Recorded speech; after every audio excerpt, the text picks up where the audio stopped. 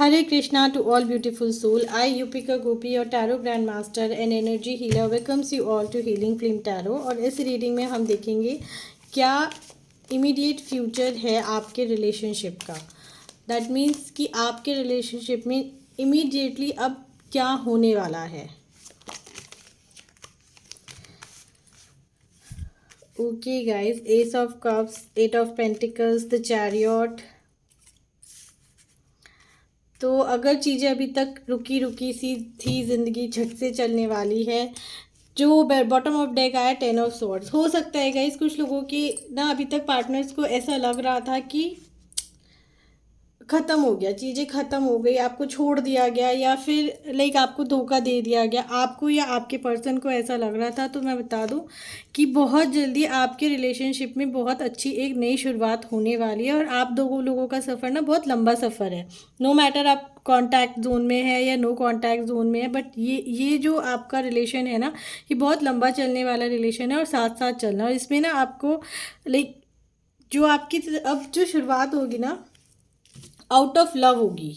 Out of love आपकी शुरुआत होगी और होगी. लेकिन एक प्रपोजल मुझे आता हुआ दिख रहा है, क्योंकि सी आपके जो पर्सन है ना, basically is a workaholic person. वो आपसे दूर जाके सिर्फ काम में लगते हैं या किसी चीज़ में अपने आप को बिजी करते हैं, उलझाए रखते हैं अपने आप को किसी न किसी चीज़ में. लेकिन जब भी वो फ्री होते हैं ना, लेकिन जहाँ भी उन्हें वक्त मिलता है ना, वो आपकी तरफ बढ़ने का रास्ता ढूंढते हैं या सोच रखते हैं या विचार रखते हैं. बट नो डाउट कि अभी अभी उनकी कंडीशन बहुत गलत है, क्योंकि बॉटम ऑफ द डेक जो आया ना, वो आया है 10 ऑफ सोर्ड्स. दैट मीन्स कि नहीं, उन्हें लग रहा है कि समवेयर या धोखा दिया, बिट्रेल दिया, या आपने कुछ ऐसी बात कह दी या कोई मिसअंडरस्टैंडिंग हो गई. जो भी हुआ उनके पार्ट से, मतलब आपके पार्ट से या उनके पार्ट से, अभी वो उदास है और बहुत उदास है ना. रात को सोते भी है ना, तो अपने दिल में इस बात को रख के सोते हैं कि उसने मेरे साथ ऐसा किया. बट अगर हम इमीडिएट फ्यूचर की बात करें तो फ्यूचर बहुत अच्छा है. मुझे बहुत नई शुरुआत होती हुई दिख रही है. आगे चलने का बहुत कुछ, मतलब आगे बढ़ता हुआ दिख रहा है ना. और सोलमेट्स का कार्ड भी आप बोल सकते हो कि सोलमेट की एनर्जी है with lots of hurdles. Yes, as I said, hurdles. मेरे को ना एकदम ही नज़र पड़ी लाइक इस पे शिवलिंग पे, एंड देन मेरे को हर्डल्स का मन में आ ही रहा था और कार्ड भी बिरिक थ्रू का आ गया.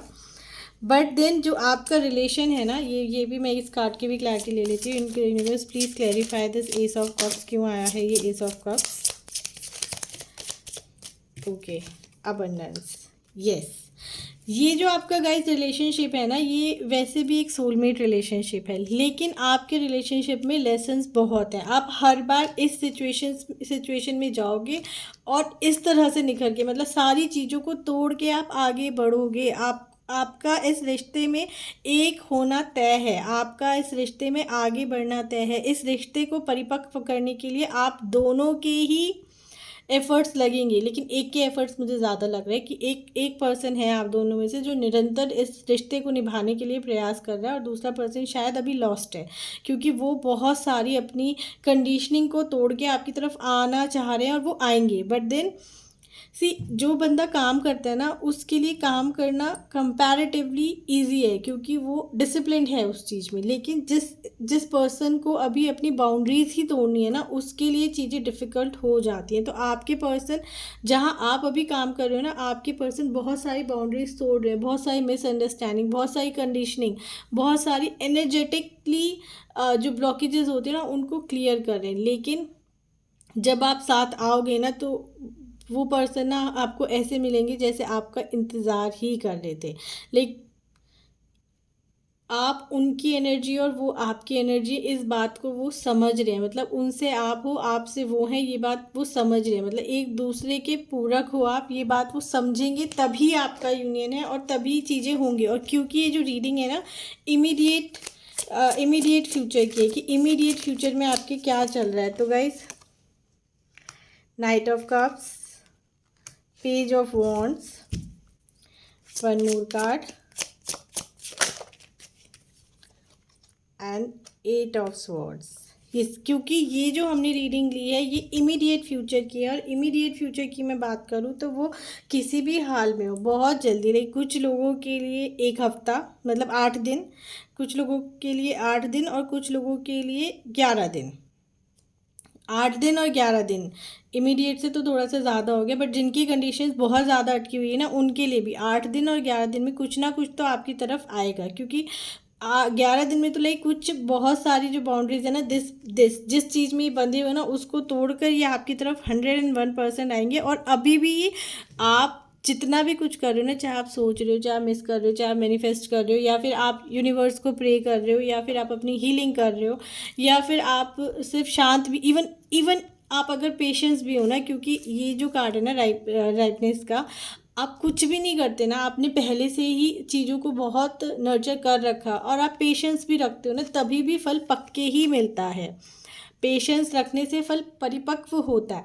अगर आप पेशेंस भी रखे हो ना, तभी भी आना तो उनको है। तो हाँ, कुछ लोगों के लिए 7 दिन 8 दिन में, कुछ लोगों के लिए 11 दिन में आपकी पर्सन आपके पास आएंगे। जो भी मिसअंडरस्टैंडिंग है दूर होगी, और इस बात को वो भी समझते हैं, ये भी समझते हैं कि you both are made for each other.